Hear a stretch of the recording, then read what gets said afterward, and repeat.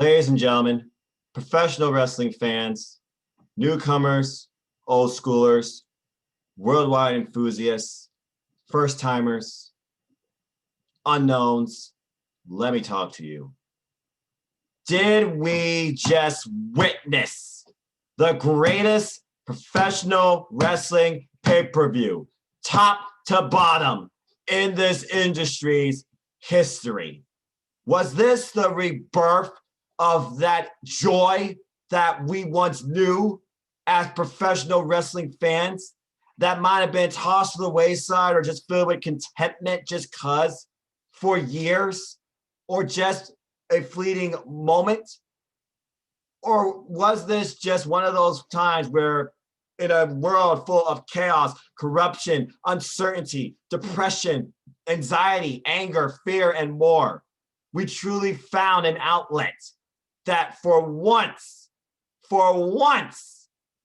you can just purely be happy and just overall pleased with what you saw and spent your money on?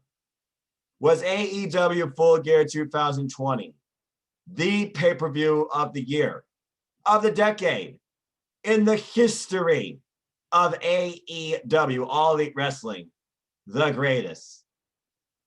In my humble personal opinion, it very well might have been. Holy hell. Hello, everybody. Good evening, good morning, good night, konnichiwa to you all. My name is Noah Foster. I am just a simple man and a lifelong fan of ... wrestling and all of its glory and even all of its faults. But what can you say that will belittle anything you saw if you saw it or haven't seen it yourself? You need to see it. AEW Full Gear 2020. My God. With that being said, that is why we're here. I'm here to give you my brief, simple take.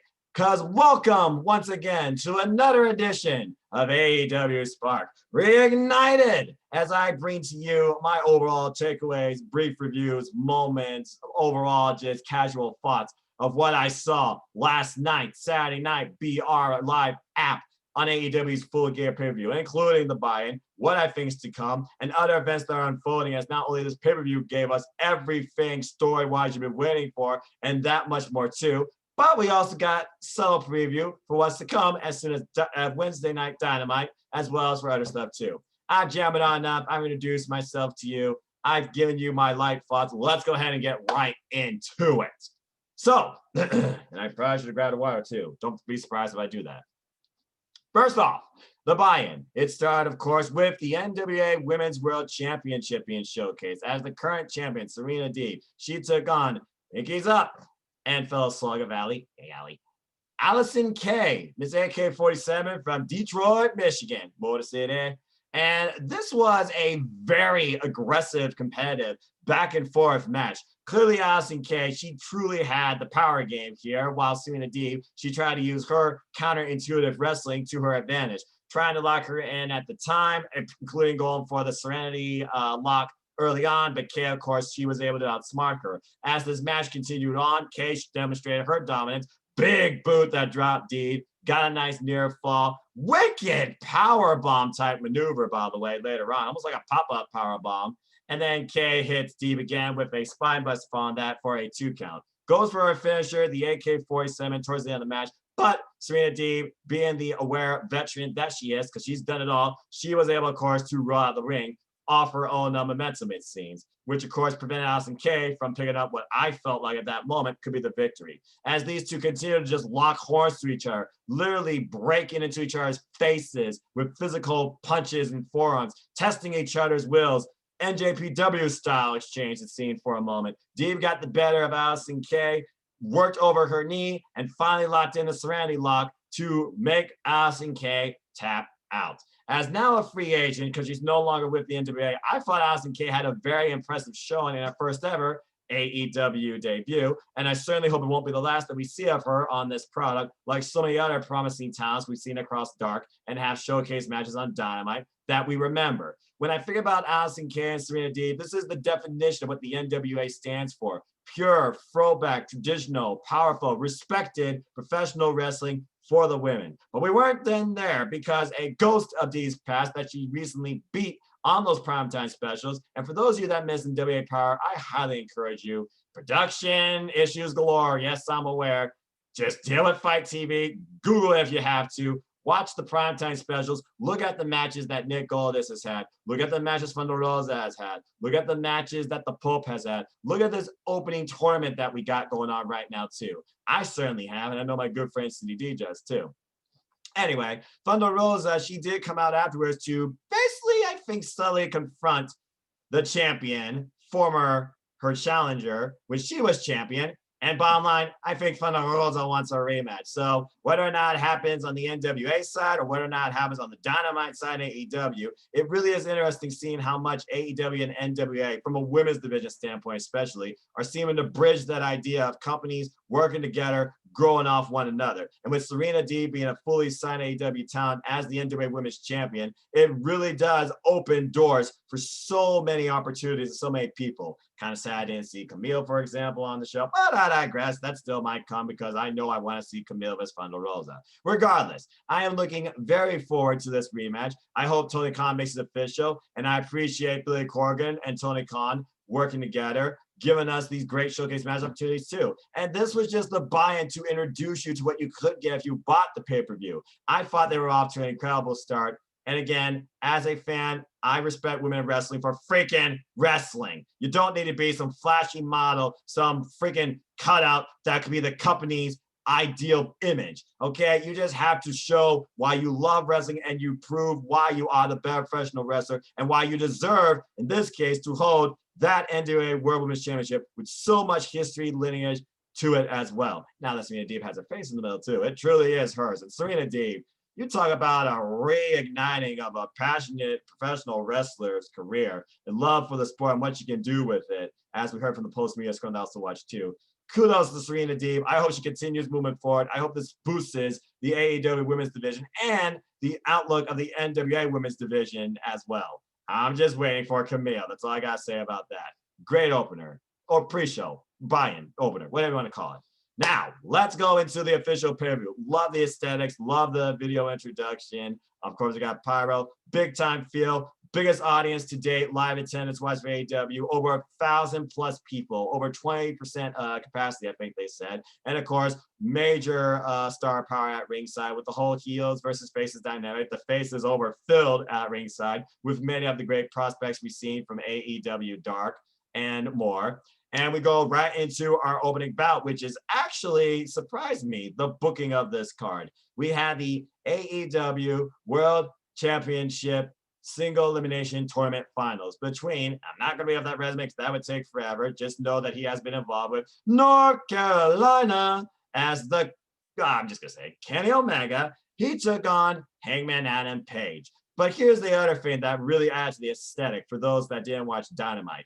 Don Callis, who we know heavily endorses Kenny Omega as the best professional wrestler on the planet right now, and we saw how much he drove Omega and the Jericho program in NJPW, he was on commentary during this match entirely with Excalibur, Good Old JR, and Tony Schiavone. Again, bridging Impact Wrestling and AEW. I think it's starting to really look like something could happen here. But we also know the connections with Kenny Omega, of course, and Don Callis, because I'm pretty sure that Wednesday promo was from Don Callis' house that Kenny Omega was at. But I digress, because on this AEWSPARK, I'm only going to focus on Full Gear and what's to come on the next Dynamite, because the previous two Dynamites were building into Full Gear. Apologies, by the way, folks, for the delay. But I will, of course, highlight stuff from the previous Dynamites outside of Full Gear that are still yet to be basically followed up on. And subtly, they have been teased throughout Full Gear too. Anyway, this was a really great back and forth match. Very strong key opener. Don Callis, of course, giving you his key insights to Kenny Omega, but not counting out Heyman Adam Page. We were wondering if this anxious millennial cowboy, wild-eyed stallion could get the win over what is truly becoming the cleaner reborn in Kenny Omega. Very key moments in this match. It looked like it was going to happen. We had stiff chops galore. Rise the Terminator prevented the first time, but the second time he pulled it off. Didn't seem like he got as much air as he wanted, but he got enough to clear the ropes and, of course, crash on Heyman and Page. But things really picked up after him and Page basically got the better of Kenny Omega outside of the ringway. And there was great back and forth action here, but of course, Kenny Omega puts into his favor with bang, the V trigger, not to mention multiple V triggers throughout this match. And he also gets him out in the corner, stiff chops, stiff forearm strikes. This was a stiff striking affair, but wicked discus forearms, though, by the Hangman. As this match continues, Omega basically, he gets planted into a powerbomb, not only on the entrance way, but also on the inside of the ring. We thought that Hangman had it, not quite. As this match continues, Kenny was able to get the better of Hangman and hit him with Tiger Driver 98. Very powerful, effective move, it seems. Did not get Kenny Omega the win. As this match continues, we finally get Deadeye only for a 2 count, and then another V trigger at the right moment as Hangman goes for the buckshot lariat. Someone tells me if he hit that, he probably would have beat Omega, but he never was able to. And Kenny Omega begrudgingly trying to get out, couldn't do it, and nobody kicks out of it. Got him with the one-wing angel, and ladies and gentlemen, he did it. It's done. Kenny Omega, who went through Sunny Kiss within 8 seconds, and a match of the year candidate with Pentagon, Cyril M, while Hangman took on Kukubuna and Wardlow to make it to this finals. Hangman, I'm sorry, he falls short. Kenny Omega wins this match, thus winning the tournament and officially declare himself as the next challenger for the AEW World Championship. I must say this was very interesting because I did not consider this match to be my opener. I considered the match we're going to talk about next to be the opener. And also looking at this match and the story going into it and how far these two go back, I really thought that this match would be later in the show. But I thought it set a great pace on what's to come and what people needed to try to basically be at level at or try to surpass. As we look at the rest of this card, you would know what I mean too. Huge win for Kenny Omega. Big time bridging moment to see Don Callis in commentary for this too. I'm pretty darn sure this won't be the last time we see him on commentary as well, or in a hype video package regarding something that basically praises, raises, or talks about Kenny Omega. And again, as Excalibur briefly said, extremely physical match, very important win in the career of Kenny Omega, trying to find himself as this top single star that you think would be champion at this point. But again, tough loss now for the Heyman. Where does he go from here? How does he rebound? Does he fall back to drinking? Now is he stuck with that glass of bourbon, as JR slowly put in their sit-down commentary interview? We'll have to wait and see. And again, date to be determined. But we got to get to the end to find out who we could potentially be facing. Really great match. Anyway, as we move on from there, this is one of those matches that you feel like, why is this here? Is this going to be a buffer? Can you take either of these men seriously? Can they put on a pay-per-view worthy match for you to remember? And they did.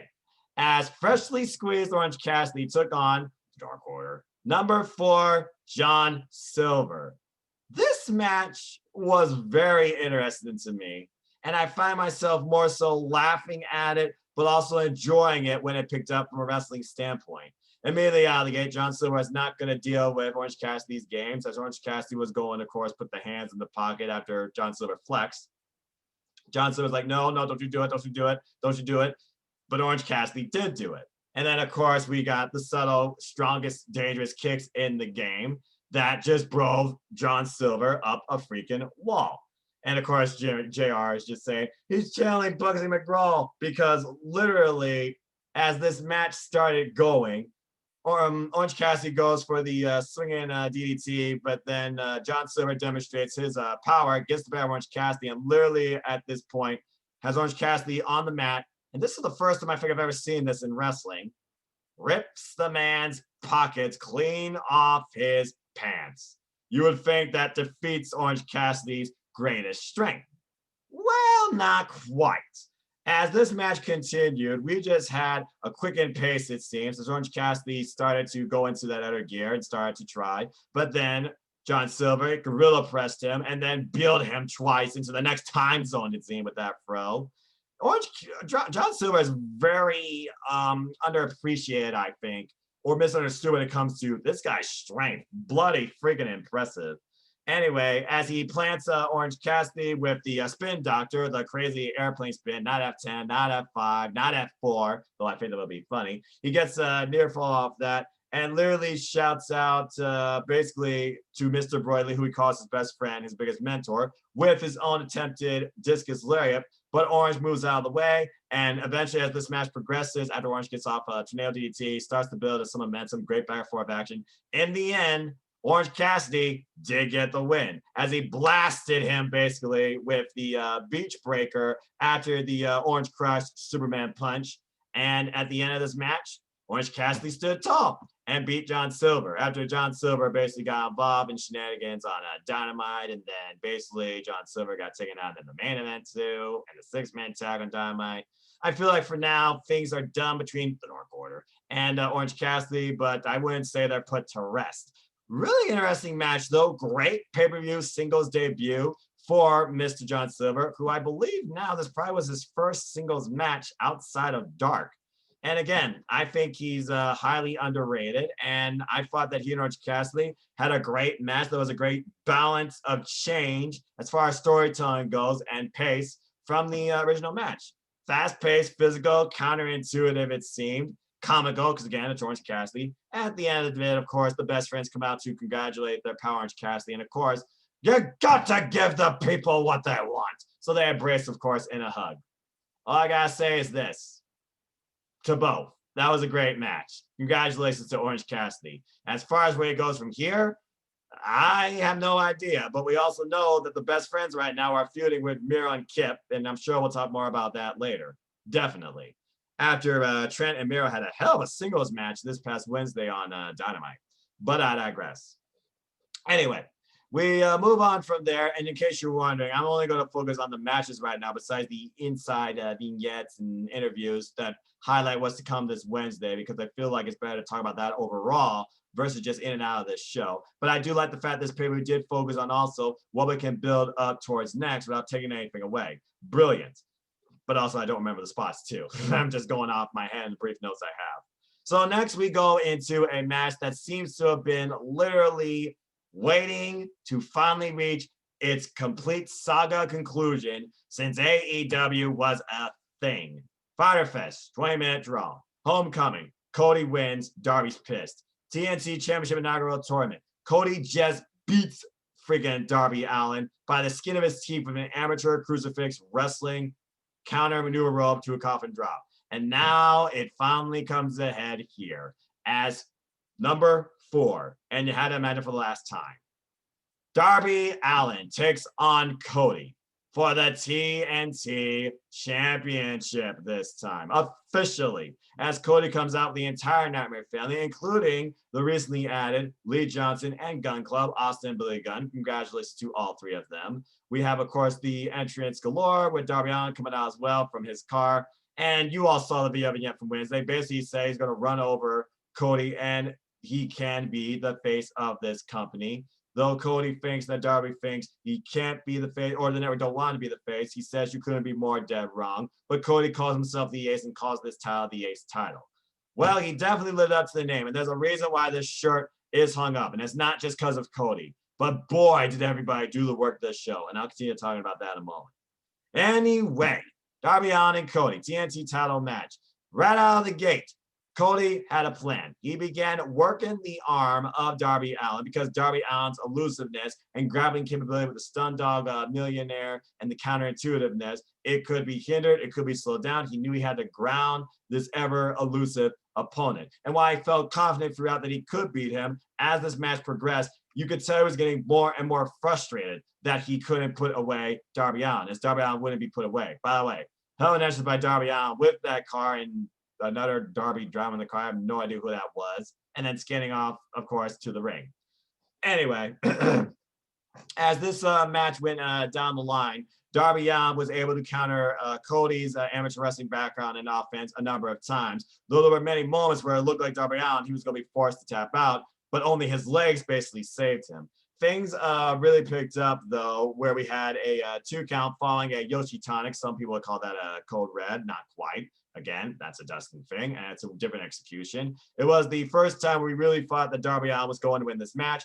Arn was a little worried. By the way, referee for this match, Mike Chioda. Good to know Mike Chioda is still working with AEW. Respect the man. 33 years in this profession. Nothing but respect for Mike Chioda. One non-nonsense guy that will definitely call back down the middle. Definitely the right referee for a wrestling championship match. Because that's what the TNT title seems to be. The wrestling championship. Though Cody calls it the ace belt, but that's his thing. Definitely got to get that pin now on Pro Wrestling Tees. Anyway, as this match continued and Cody got frustrated, we get an avalanche crossroads. Oh my gosh, I thought he beat him with this, but Darby's momentum literally rolled him all the way, and I think it was just great ingenuity, out to the ring as Darby's arm was beneath the bottom rope, out of bounds. So the ref had to stop the count at 2.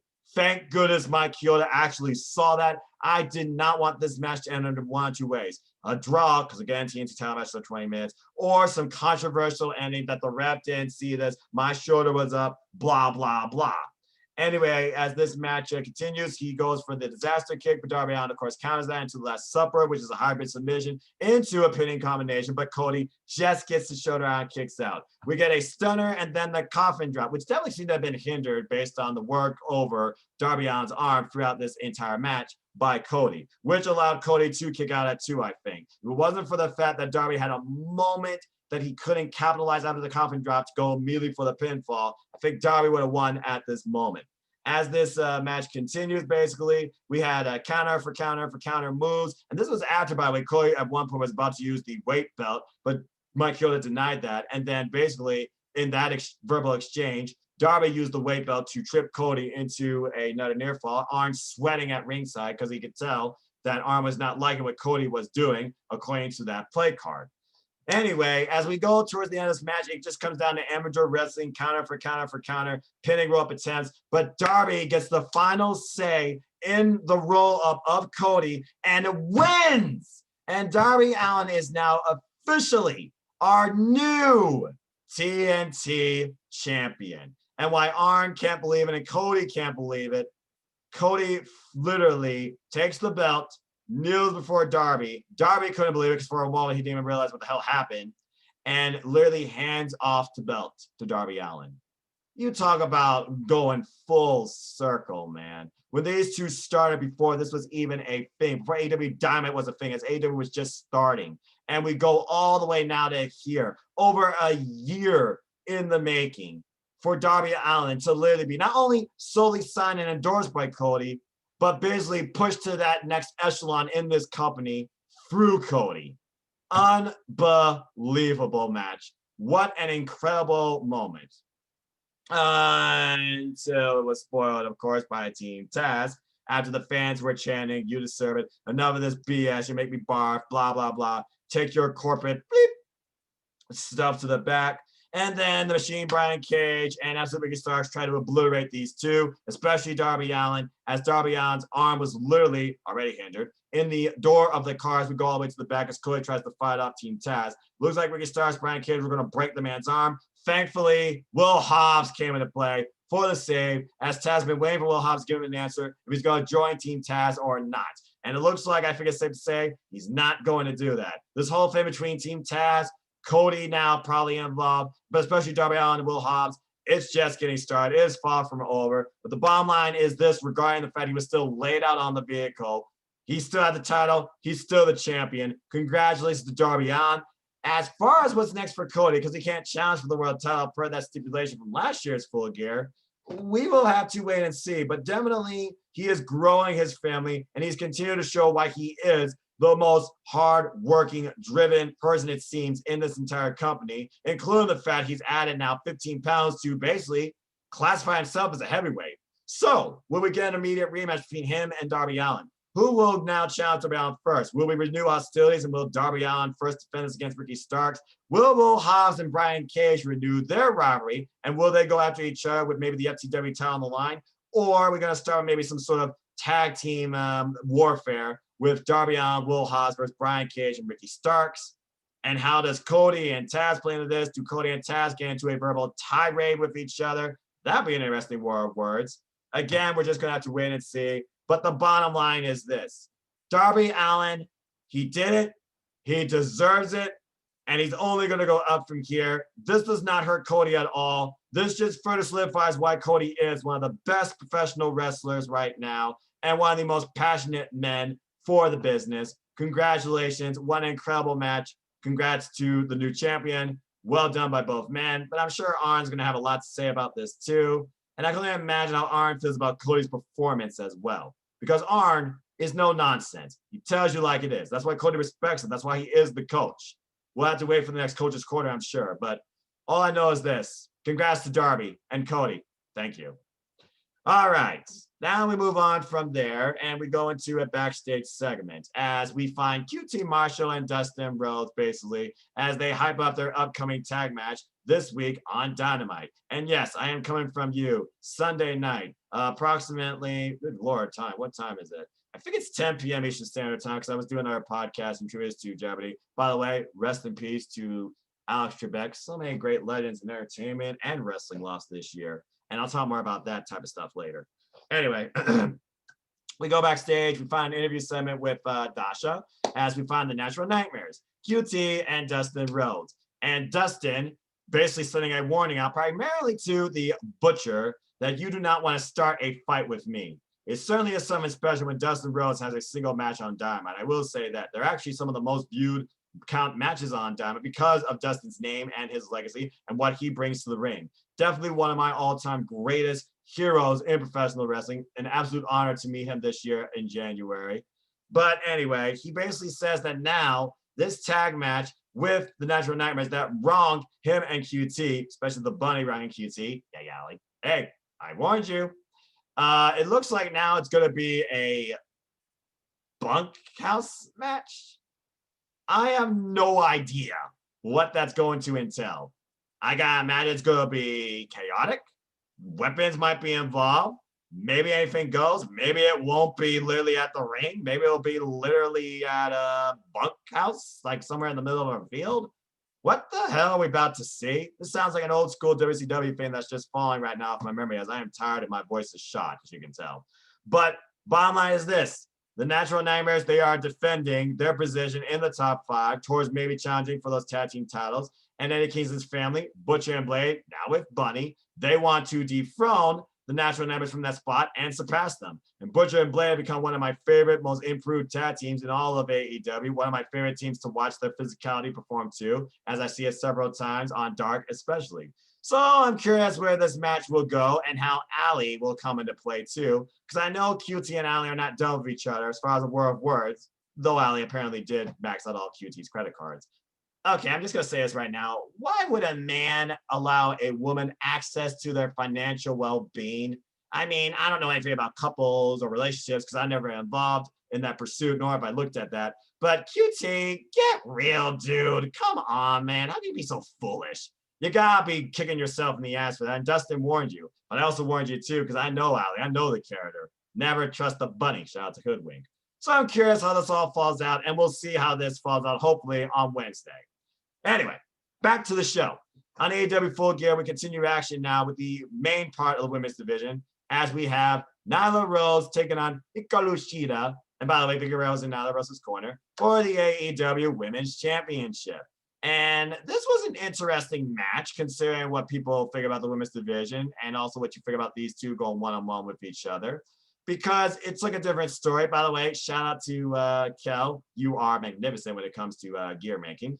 As we find Nyla Rose wearing gear as a tribute to one of my all-time favorite video games, Mega Man. In a way, this is almost like Mega Man facing Zero with Hikaru Shida and the red gear, and she had new gear in herself. But more so, it was like an idea of how do you make Hikaru Shida look vulnerable to Nyla Rose? Yeah, sure, Nyla Rose, she's the bigger opponent. She's more powerful. We've already dealt with that.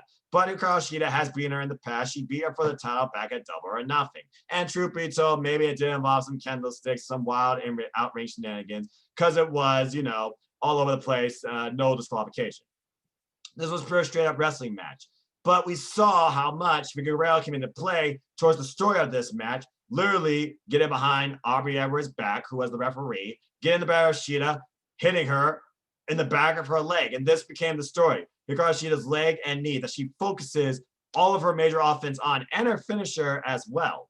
And as this match progressed, basically Hikaru Shida, she was fighting from under. And at one point, I thought she was legitimately injured. For all I know, she might be. And literally, Nyla Rose controlled most of this match with her power game. Really came after Ashita tried to do her standard chair spot. And again, Nyla Rose denied that. Then Nyla was about to use the chair. Aubrey says no. Then the counter came into play after that. But of course, nobody saw that, and that's Vicky for you. As Vicky continued to shout instructions and her dismay that Nyla Rose could not put Hikaru Shida away after doing every feint to Shida's leg, including the top rope knee drop to the back of the leg, ouch, and a knee type of DDT, and literally just bombing her, it seems. I thought that Nyla Rose had the win here, but she wanted to send a statement to the Hikaru Shida, it seemed. As it looked like after what I thought was like a beast bomb type thing, she lifted Shida's head and then pulled off her own imitation type knee strike. That infuriated Shida so much she kicked out before the freaking 1 count. And this sent Shida into a whole nother tailspin. As we basically find Shida goes for the knee strike, gets powerbomb on that, but then Shida, she unleashes hell. Both these women, they are then outside of the ring and literally clothesline. Vicky Guerrero is down. Nyla Rose can't believe it.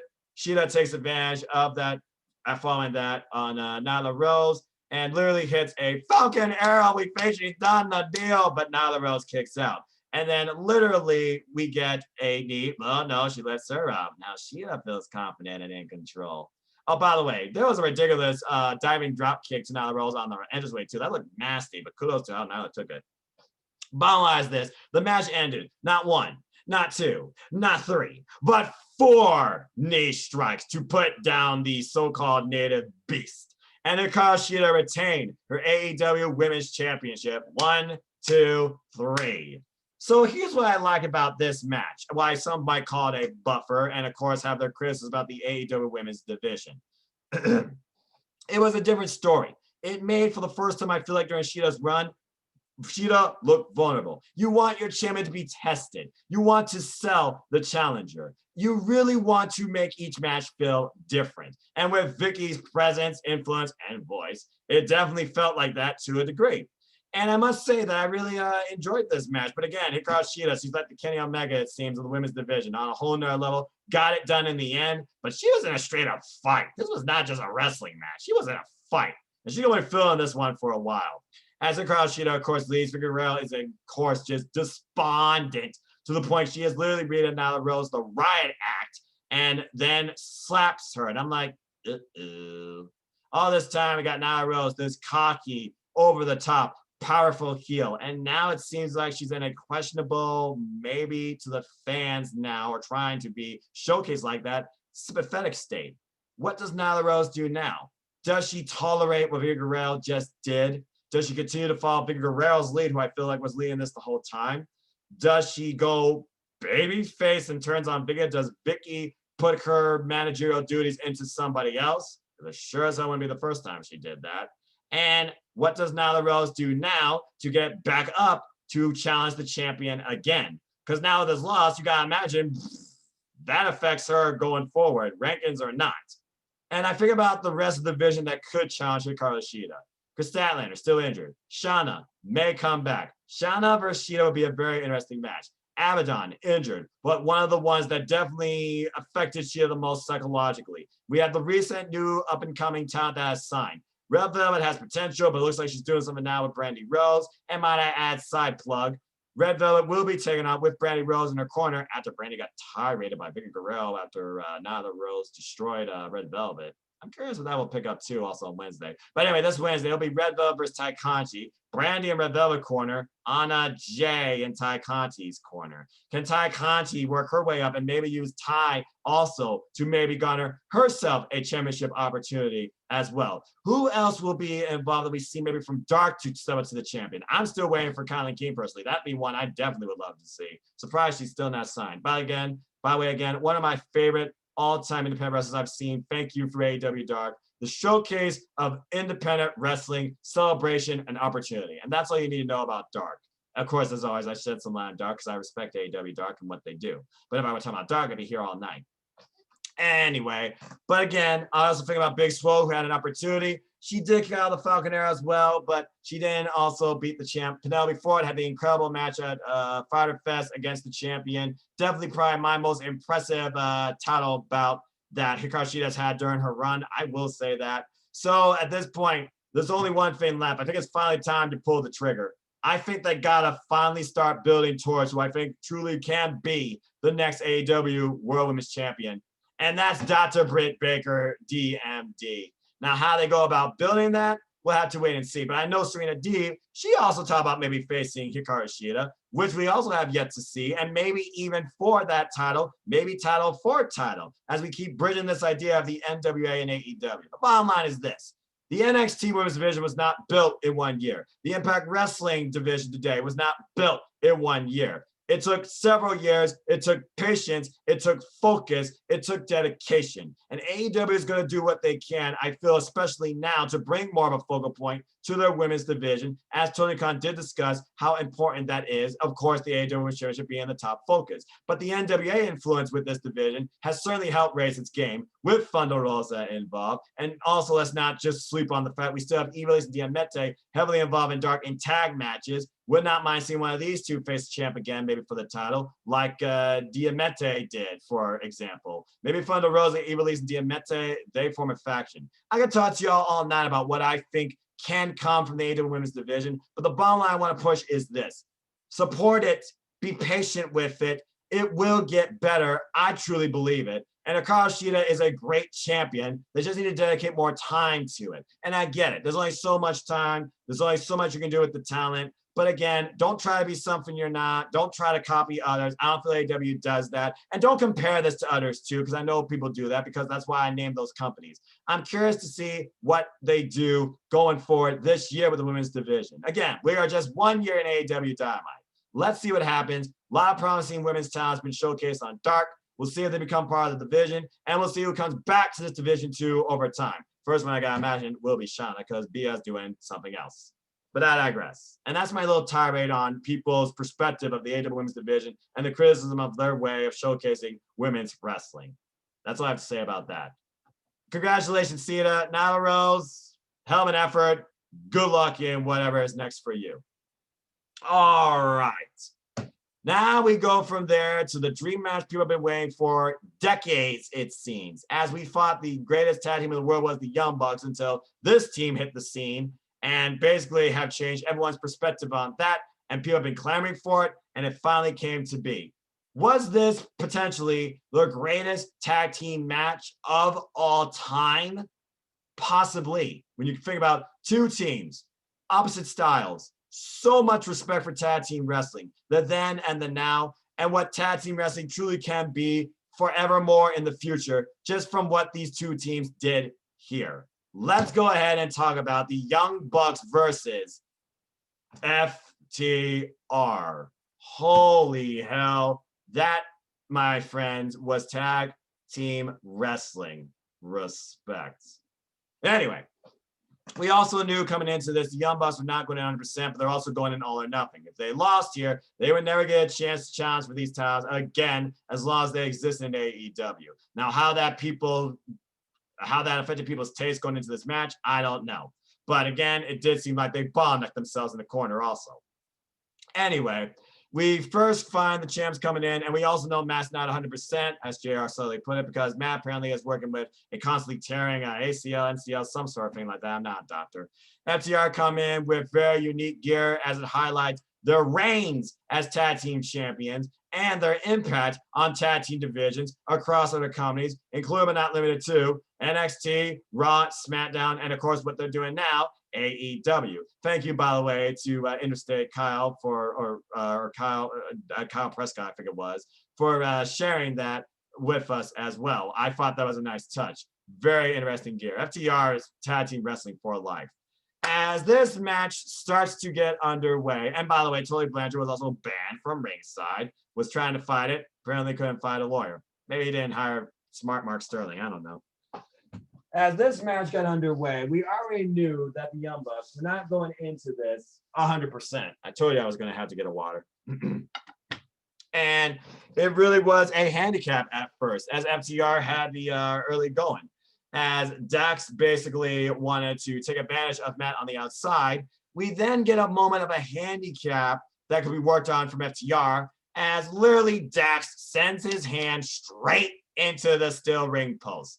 Ding! And I'm like, oh my God, it's the second time I've seen that in this company. I'm like, I think he broke his freaking hand. And chances are he probably did because he was out for a while as the doctor literally was taping his hand back up and we literally see it bleeding out. Jesus. Anyway, as Matt's leg was being worked over, this became a handicap match for a while as Nick was basically denied from doing the tag, including with Cash Wheeler getting involved with a beatdown angle from on the apron that stopped the tag in the early going.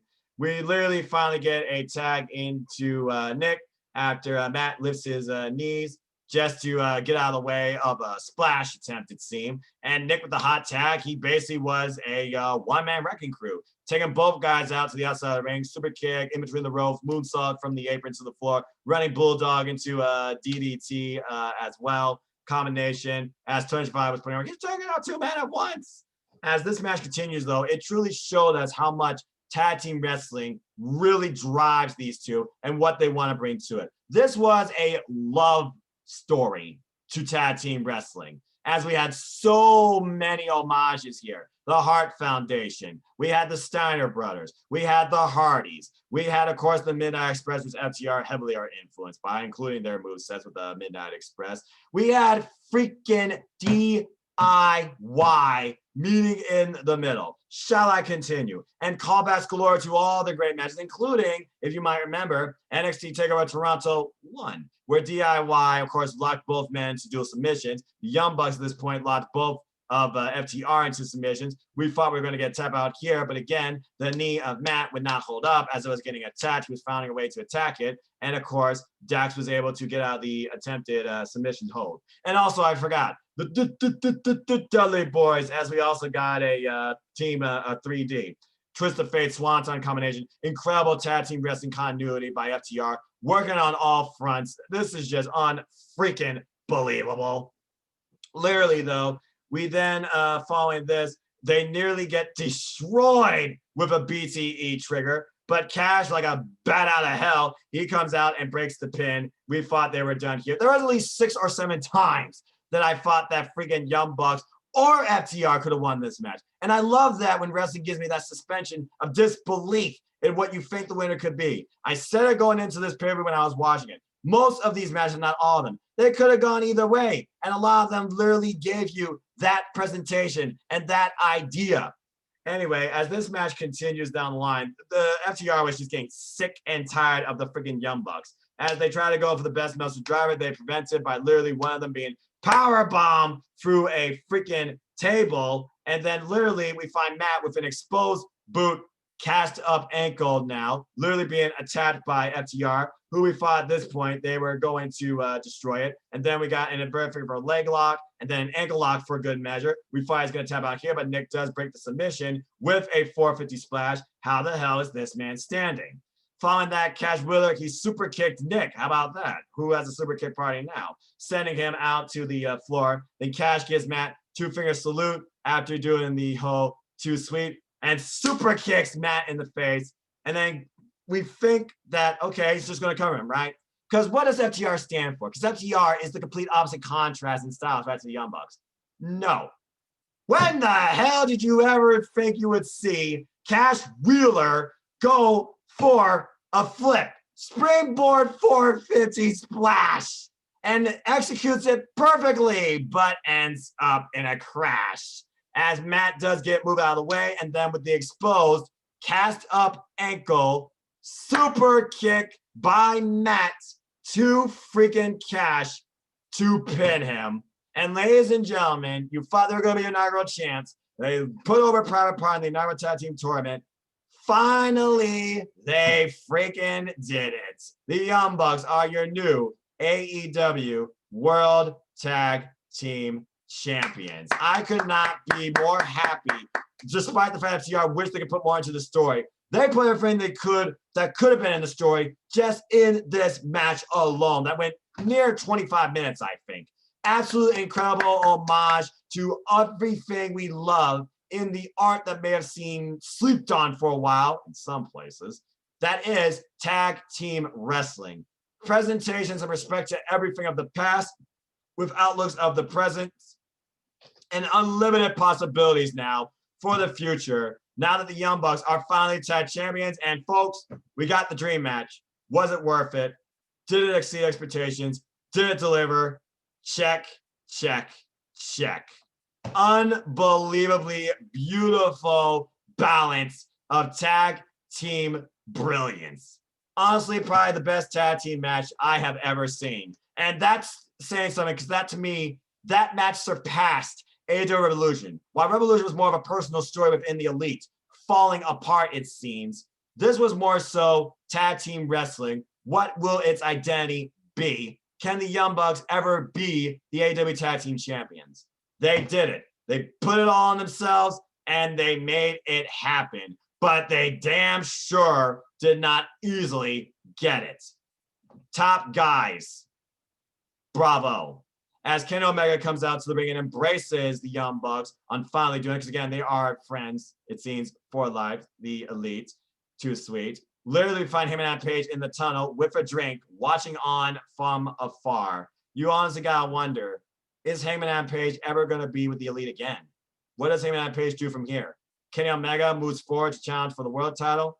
The Bucks are now the tag team champions, and Hangman Adam Page, I guess he's not in the shadow, but honestly, now it feels like he's left out in the cold. Where does the Hangman go from here?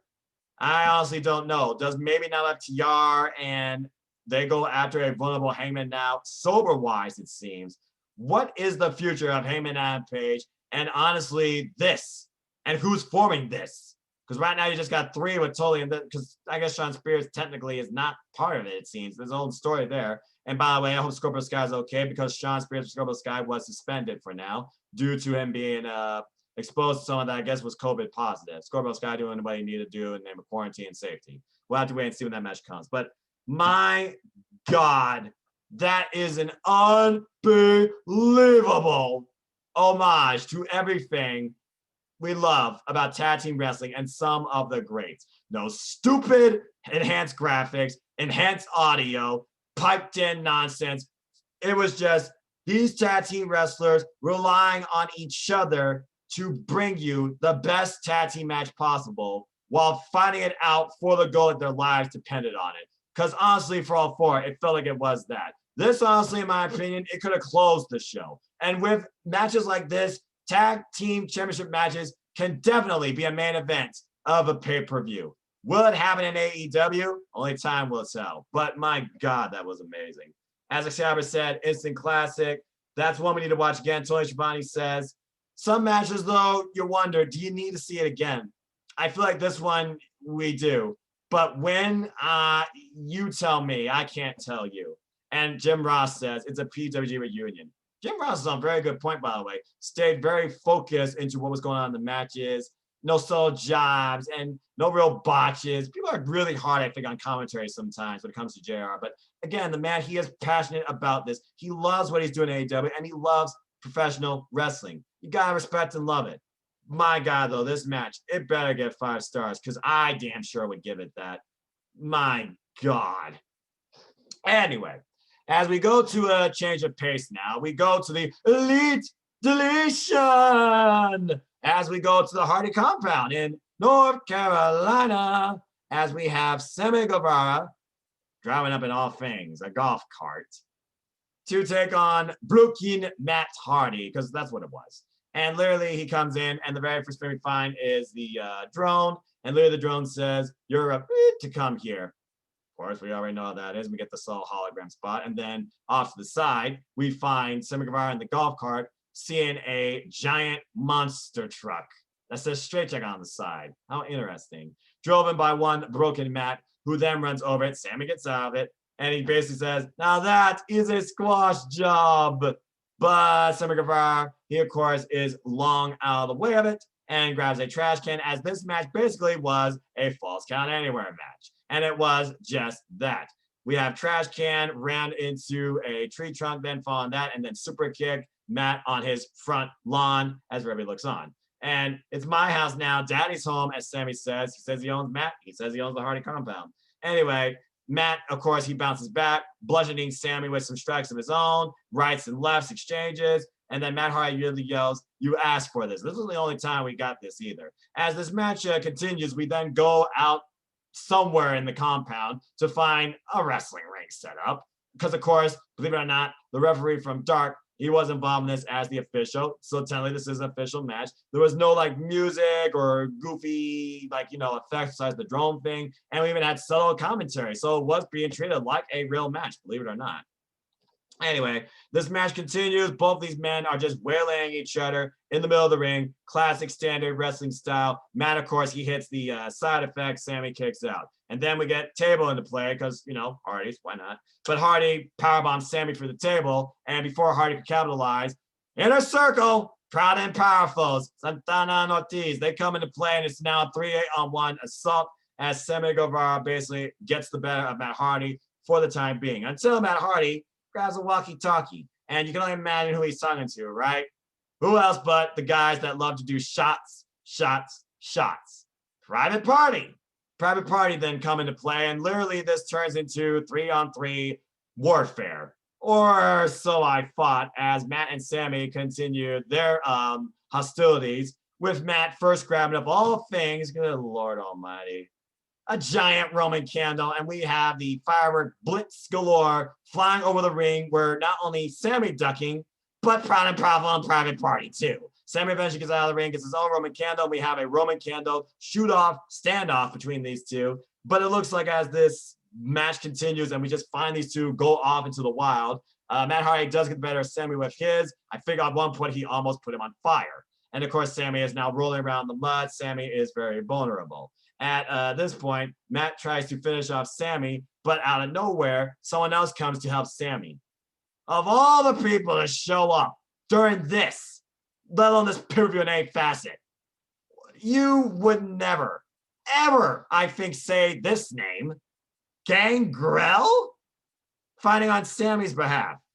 What the hell am I thinking and seeing here? What does Gangrel have to do with this? Anyway, as this match continues and Gangrel puts the match now into Sammy Guevara's favor, who else shows up? Now, this makes more sense to remember Impact Wrestling, but okay. Stand back. There's a hurricane coming through as Hurricane Helms himself comes out to help Matt Hardy. And then, of course, we find later on Private Party and, of course, Proud and Powerful, I almost botched that name, continue to fight in the ring. Like, meanwhile, back in the wrestling ring where there's no referee and this don't matter, we then find by the lake of reincarnation that Gregory Helms basically is being held hostage by Hurricane Helms. And while Matt distracted Sammy super kicks basically the Hurricane and Matt Hardy. With the double super kick, we basically find later on the Lake of Reincarnation. Sammy doesn't go into it, but the Hurricane does, and comes out as that classic interviewer, Gregory Helms. Then goes back into it and comes back out as the Hurricane. And then we basically go to this garage. You all might remember it simply as the Dome of Deletion, as Skarsgård, the dilapidated boat, comes into play and the garage door closes. It's just the ref, Matt, and Sammy inside. The rest of the men are on the outside. They can't get in. They can't do anything. We have the piano. We have a casket. No one at the piano playing. And we have the chair of wheels. I didn't see the mower of lawns. But anyway, that didn't matter. Because what was inside, of course, was a wrestling ring. And, of course, came into effect here. As the two fight inside the Dome of Deletion, basically, Sammy Guevara, he takes the turnbuckle hooks off and literally hits Matt Hardy in the midsection with them. Following that, literally chokes out Matt with the ring rope, but again, falls count anywhere, it doesn't matter. It looks like Tony Schiavone suddenly said, "You're going to dismantle the entire ring." And it did seem like that, as there was a ladder already set up in place in this ring for reasons. Matt Hardy is on a table. Sammy climbs this ladder and literally pulls off the Swanton Bomb on Matt Hardy for a near fall through a table. As this match continues, Matt Hardy, he spikes Sammy with a twist of fate. And this is after Sammy Guevara counted a twist of fate earlier, literally staying on his hands and then standing back up. That was brilliant. Did not counter this one. He got hit with it. He then gets speared off the apron through a table. And we literally get a callback to that insanely grotesque spot back at All Out, safely. But still, it looked brutal as Sammy Guevara was selling that he literally got busted open and falled on the head with the concrete.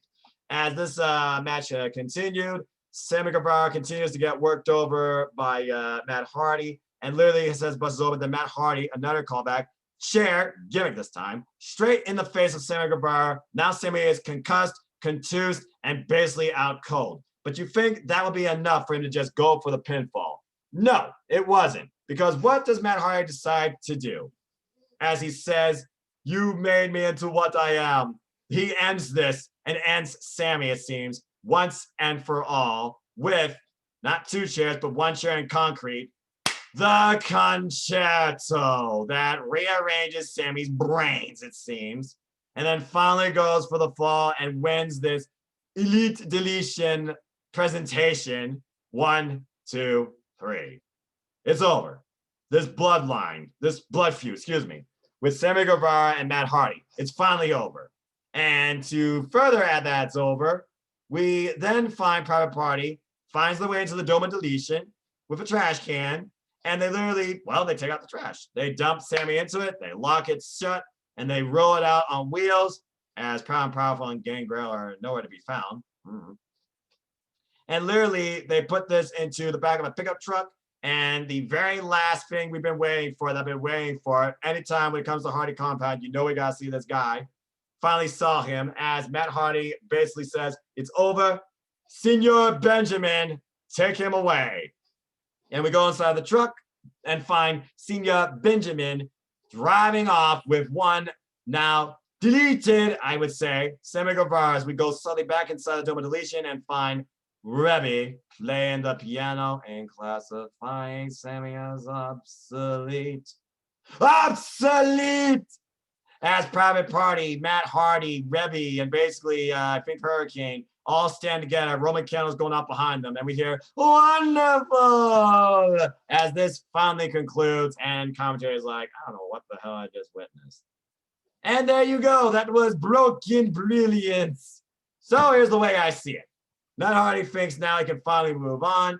Sammy Guevara, we know what he can do in the ring. We know he's a bump guy, but we also know now what he can do under a cinematic standpoint. It only furthers Sammy Guevara's value. But how will this come into play now that Sammy Guevara has lost Matt Hardy? Can we move on from these two? What will Matt Hardy do next? Will he go back to be in Private Party's corner or focus maybe on developing himself towards what he says is his ultimate goal? And that, of course, is this. Only time will tell. I really enjoy this. I love all the Easter eggs. I love how they use the most controversial moments from the run of this feud in now a safer gimmick way to give you that ultimate, I think, closing presentation about these two. Really fun, great stuff. Bravo. Nice change of pace from the tag team match of, I would say, at least the last decade. But we're not done yet, because believe it or not, folks, this preview was not over, of course, because we still had 2 matches left following this. And our next match was as follows. Can MJF join the Inner Circle? As we finally got Le Demo God, Chris Jericho, yes, I sang Judas, and MJF, who came out with his own nod to Jericho with a light-up robe. Lights go out. We see lights. It's a robe, MJF, there's that music. And literally MJF coming out with Wardlow, confident as ever, saying that he's going to win this. He is not soft. And Abiyawa is, of course, the referee. And look at that, Abiyawa is dealing with her least favorite person and also the person that always argues with her the most. You're a shooter referee. Anyway, this was a very interesting match with these two massive heels, it seems. Though it feels like Jericho got a face welcome as the crowd, of course, continues to sing him in. And he, of course, endorses this and lets them just go all the way, at least for the chorus, which I did too. Anyway, this match was tit for tat, dirty move for dirty move, finisher for finisher. It started out slow, of course, with both men getting a fill-out process. We got Jericho chopping away at MJF, but then MJF clotheslines Jericho over the top rope. You think that MJF's going to fly. That's not his style. He just goes, up yours. Anyway, as we basically find Jericho trying to hit the Judas effect, MJF moves, and then Jericho's elbow collides with the steel ring post. Ouch. And now JR saying MJF was the opportunity of lifetime to put Jericho away, which obviously was MJF's plan as he continued to work the arm to go for the salt of the earth, that Fujiwara armbar. As MJF continued to stalk Jericho, it seems, clubbing him with overhand strikes and tirading him verbally, Jericho took care of MJF with, of course, feet and shoulder tackle, jumps off the top rope, double sledge, and then lion salts MJF. And then Jericho sends MJF crashing into the mat with a Frankensteiner off the top. The way MJF sells those moves, I think, is brilliant. And by the way, one point we find Jericho outside the ring, MJF. We don't get the Winnipeg salute you remember from New Japan, but we get like it's so high. Jericho claims the camera. The crowd applauds. The crowd heavily endorsing and is behind Jericho this entire match. As again, no one can stand MJF. Can you blame him? Anyway, as MJF basically wrenches down the demo god, including applying the salt of the earth armbar. Ouch. Chris Jericho does slip out, hooks in the walls of Jericho. We thought MJF would tap out. He doesn't, because the submission was broken out by Aubrey Edwards. And then we finally get a heat seeker attempt, but then gets countered. But then MJF pulls off a code breaker and then the heat seeker for a nice near fall.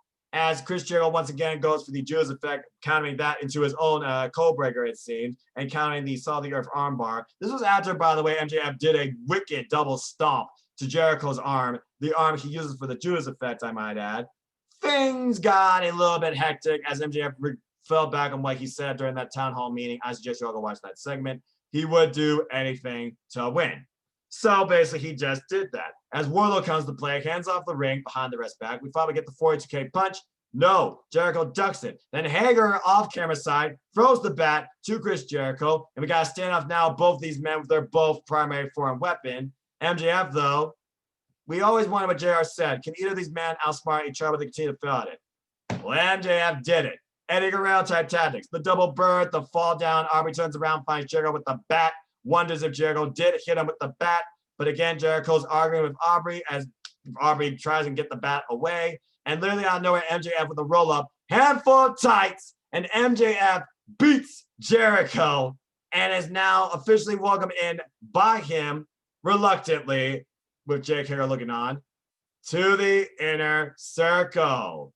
Ladies and gentlemen, as JR said, they just adopted a 24-year-old, and you might as well say a beefy bodyguard ring bearer too. MJF and Wardlow are now part of the inner circle.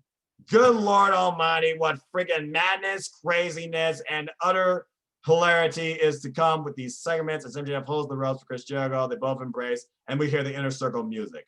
Let's think about this, shall we? MJF is somebody you know you can't trust.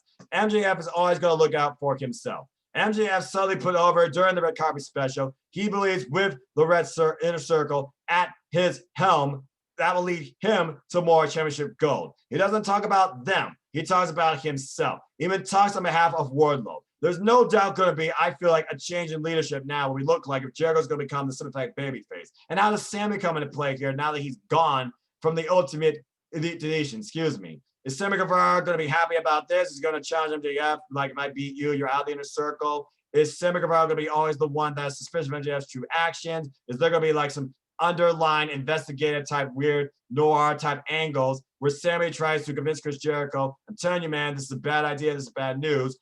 And will Sammy Guevara be the only one to stand by Chris Jericho if somehow MJF influences Proud and Powerful and Jake Hager, God willing, to turn their back on Jericho? Will Jericho be from now the inner circle? What opportunities lie ahead now for MJF? Will MJF and Jericho go after the tag team championships? And how do Wardlow and Hager play in this? Because now you got two giant powerhouses, it seems, in the inner circle. And I don't know if those two will clearly get along. I feel that's a one-on-one encounter to come. The bottom line is this. Now that MJF's in the inner circle, there is a whole realm of possibilities now for everybody involved in this as far as what can happen. Heck, maybe Proud and Powerful will finally get an opportunity to go after the tag team championships via MJF's influence. We have to really see how this goes. But based on MLW and the Dynasty, you only can imagine this is going to lead to at least one thing, a fallout with the inner circle in itself and what it will become in 2021. Will it still be by through Chris Jericho's means, or will it now be by MJF's means? That's, I think, the ultimate question we need to ask here, folks. And again, I'm just going to subtly say it. Only time will tell. What a fun, physical, back and forth psychological affair. And at the end of the day, MJF outsmarted Jericho to win. Bravo and brilliant. Enough said. Which leads us now, these are really good, into our main event. Eddie Kingston versus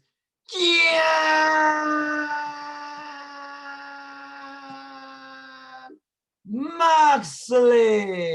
What a pan shot, by the way, with 1,000+ people there, too. That was pretty cool. In an I Quit match for the AEW World Championship. You figure out everything we've seen this night. Can this match basically be on par with everything else we saw and even push past what we saw in what was the best promo angle I've seen in a long time? This is my best promo angle all week with Eddie Kingston and Jon Moxley literally timing each other saying, you're going to have to kill me this past Wednesday on Dynamite. Yeah, damn right it did. It was bloody, it was physical, it was brutal, it was violent, and it felt real and personal. As we start off this match with these two literally willing each other on to slug each other harder and harder and harder and harder. It finally got onto the ground, and Mox literally at one point trapping Kingston's fingers and saying, say I quit or I will break them. And literally he makes a wish and breaks his fingers. Ouch. And then Kingston, of course, he comes back. He bites Jon Moxley's ear because, why not? They're both freaking, like JR says, 2 cycles. Anyway, a chair comes out of the ring. Mox wipes him out, tope suicida. And literally Kingston sets up 2 chairs in the ring. But then Moxley, as Kingston is doing that and smiling, he pulls out, good God, a barbed wire baseball bat, bludgeoning Kingston in the midsection and then raking his face. And this was after, by the way, Jon Moxley was ran headfirst into the ring post, already bleeding like a sieve.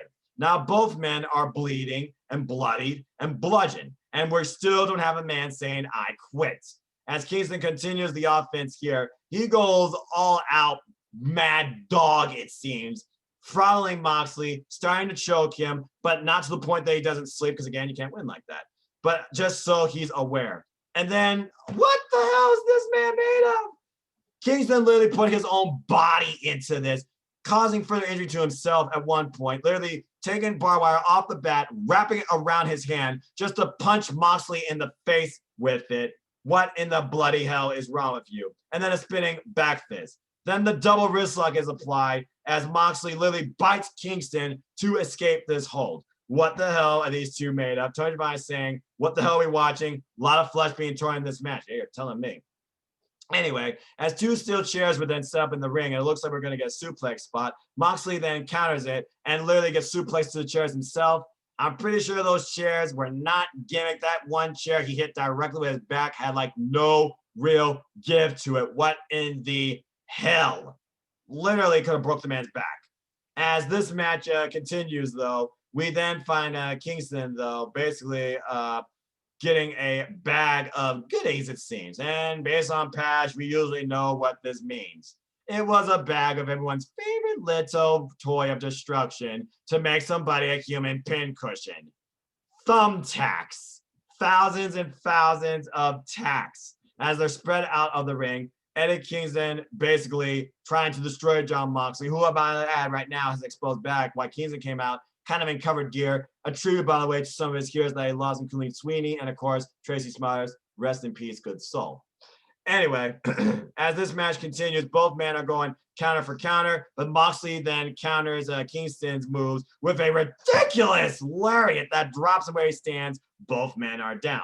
As we go for the paradigm shift, Kingston counters it with a suplex and then plants Moxley onto the tacks. Literally, Moxley is a human pincushion. My God. But he still won't say, I quit. And then you thought we couldn't get more crazy than this. Well, ladies and gentlemen, you'd be wrong. Because there's one thing I know, and I'm not a medical expert, when it comes to tending wounds, there's a certain liquids and stuff you avoid. And one of them is definitely rubbing alcohol. That stings like hell. And literally, we just find a bottle of rubbing alcohol just sitting in the ring. You know, just sitting in the ring. He takes it from Dop Sampson, just sits in the ring. And we're just looking at that like, oh, God, no. And literally, we find it at Kingston, opens the bottle, pours it into the opening wounds of Jon Moxley as his body is convulsing in sheer pain and just pure terror of what's going on inside him. His body got to be wrapped in fire. Anyway, as Kingston did that over the punctured wounds of Jon Moxley's back, he then grabs a handful of thumbtacks, what the hell, and smashes it into Jon Moxley's head while also piercing his own hand. You are a crazy bastard. And then hits him with a bulldog choke, but Moxley still refuses to quit. Eventually, Moxley does counter Kingston with a spike Gotch-style pile driver, and then paradigm shift DDT combination right onto the crown of Kingston's head, but Kingston still would not quit. At this point, Jon Moxley is not sure what he needs to do to make his friend, I feel like former friend at this point, say I quit. So at this point, we have one last crazy angle as Kingston ever stands valiant, literally flipping off Jon Moxley, not knowing what's coming next. Jon Moxley grabs that strand of barbed wire from earlier, wraps it around his forearm, and literally traps Kingston into the bulldog choke, literally giving us the visual of Eddie Kingston's throat being slit any moment while convulsing from the inside. That does allow basically Kingston to forcefully say, for the sake of his life and health, from that visual, Kingston finally says, I quit. My God. You talk about a match between two vengeful, spiteful, driven friends turned bitter enemies from two different lifestyles. My God, this was bloody insane. And of course, Jon Moxley basically says, there's only one guy on top of all pro wrestling. And for money, it's Jon Moxley, as good old JR says. And Jon Moxley says, who can stop me? There's your blood and guts right there. Hey, you remember that we're supposed to get? Well, there's what you could have seen. Anyway, as Jon Moxley continues to celebrate, but then tries to lift up his friend, Kingston refuses that and refuses an embrace and just walks out of the ring on his own power, it seems. Furious now than ever, I can imagine. Especially after Ali says from that red carpet special, you really think that Eddie Kingston feels nervous and basically is going to say I quit? I love Ali, by the way, and her character. Anyway, after the match, though, Jon Moxley, of course, celebrates. He's still the champion. Nobody can stop the top professional wrestler of all year, but maybe somebody can next year, as we find Kenny Omega come out to, look at his challenger. Jon Moxley, he welcomes him into the ring, but Kenny Omega just stands on the outside and looks on, because we know coming up next is Kenny Omega versus Jon Moxley. To think, 1 year ago, it was an unsanctioned match where Jon Moxley literally paradigm shift Kenny Omega's head into exposed wooden boards on the ring. Now this new Kenny Omega, it seems, redefined confidence and character. He now has a chance. By the way, nice job with the sweepers taking the 80s angle during Kenny Omega's entrance during the show this time. Surprised it didn't go cowboy style. Now we wait and see when Kenny Omega and Jon Moxley 2 officially happens under traditional rules, under a true one-on-one pure encounter for that championship. I cannot wait. And then Kenny Omega walks away, and Jon Moxley's still there, tirade to the camera, what he's about, what this industry's about, what this title stands for, what he just did, and the show goes off the air. Ladies and gentlemen, in my personal opinion, I can talk about this show all night and think about the future. All I can say is this: that was the best pay-per-view of the year. Best thing I've seen since 2020, greatest day since 2020, and honestly, my favorite pay-per-view of all time, top to bottom. When you think about match quality, storytelling, booking standpoint, every match delivered, no 2 matches felt the same. Each one left me wanting more. Each one gave me that suspension of disbelief that either one of these men could practically win. I could not be happier with what AEW brought us as professional wrestling fans. Now, there is one more subtle thing I do need to mention. I can tell that you're concerned about my happiness. As Jake the Snake Roberts talks about what he and Lance Archer are doing, basically. Smoking cigarettes and watching Captain Kangaroo.